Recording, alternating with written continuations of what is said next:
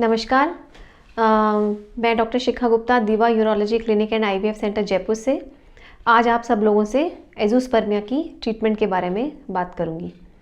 Azoospermia मतलब नील sperm count. तो इसका क्या ट्रीटमेंट है? अगर हमें कोई कारण मिल जाता है जैसे infection, tuberculosis, varicocele, undescended testis, trauma, torsion, तो इन सबको हम सर्जिकली ट्रीट कर सकते हैं।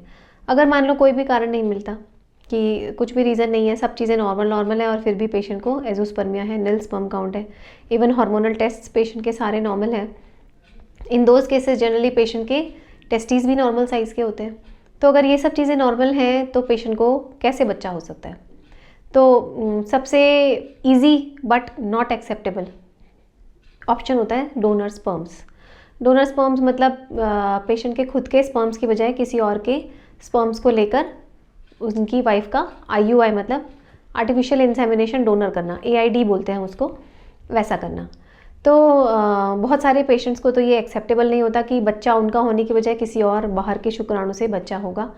अब ये शुक्राणु जो होते हैं ये आते कहाँ से हैं? जिस तरह से ब्लड का बैंक होता है उसी तरह से स्पर्म बैंक होता है। जो स्पर्म बैंक्स होते हैं वो ART बैंक्स मैनेज करते हैं और वो पेशेंट को, जो डोनर देने वाला जो इंसान है, उसको स्क्रीन करते हैं बहुत सारे टेस्ट जो कि गवर्नमेंट के द्वारा आउटलाइंड है कि जो शुक्राणु देने वाला है उसके कौन कौन से टेस्ट होने चाहिए, कौन कौन सी स्टडीज़ होनी चाहिए, और अगर वो सब नॉर्मल हैं तो ही वो डोनर शुक्राणु डोनर से लेते हैं। तो हमारे पास इस तरह के डोनर स्पर्म्स रखे होते हैं जो कि हम पेशेंट के हाइट, उसका कॉम्प्लेक्शन, उसके आई कलर से मैच करके हम वो donor sperm, specially blood group, ये सब मैच करके हम पेशेंट के लिए डोनर स्पर्म सिलेक्ट करते हैं। जो रेसिपिएंट है मतलब जो कपल है उसको डोनर स्पर्म चूज़ करने का अधिकार नहीं होता है। बहुत बार हमारे पास पेशेंट अपनी फैमिली से किसी रिलेटिव को ले आते हैं कि मैडम इनका शुक्राणु ले लीजिए और मेरी वाइफ के गर्भाशय में डाल दीजिए। तो मैं आपको बता देना चाहती हूँ कि इस तरह की चीज़ें संभव नहीं है, क्योंकि ये गैर कानूनी है। परिवार में से शुक्राणु लेके अपने परिवार में नहीं लिया जा सकता। गवर्नमेंट की स्ट्रिक्ट गाइडलाइन है, स्ट्रिक्ट लॉ है कि इस तरह से शुक्राणु का उपयोग करना वर्जित है। तो ये तो हो गई डोनर स्पर्म्स की बात कि हम किसी और के स्पर्म से इलाज कर दें। अब हम बात करते हैं कि क्या खुद के स्पर्म्स लेकर इलाज करा जा सकता है?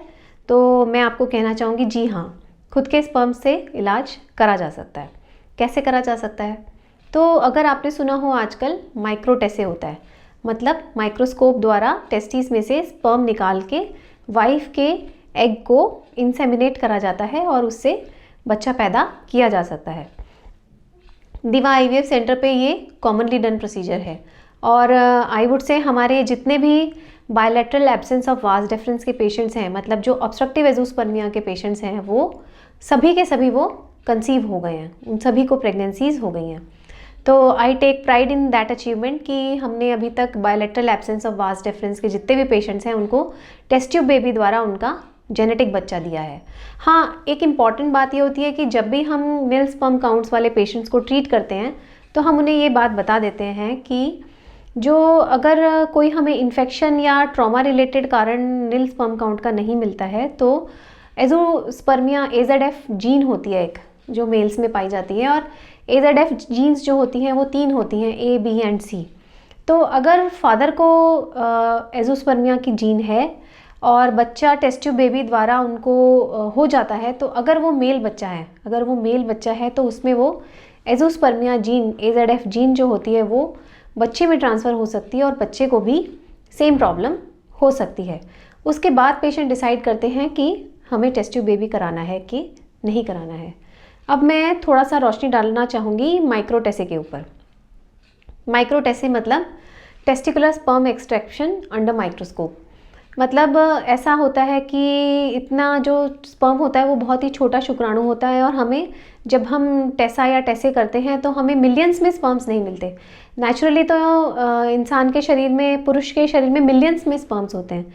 तो जब हम टेस्टिस में से स्पर्म ढूंढना शुरू करते हैं तो वो they are of very less number, maybe 10, 12, 15 और maybe only 3, 4, we don't no.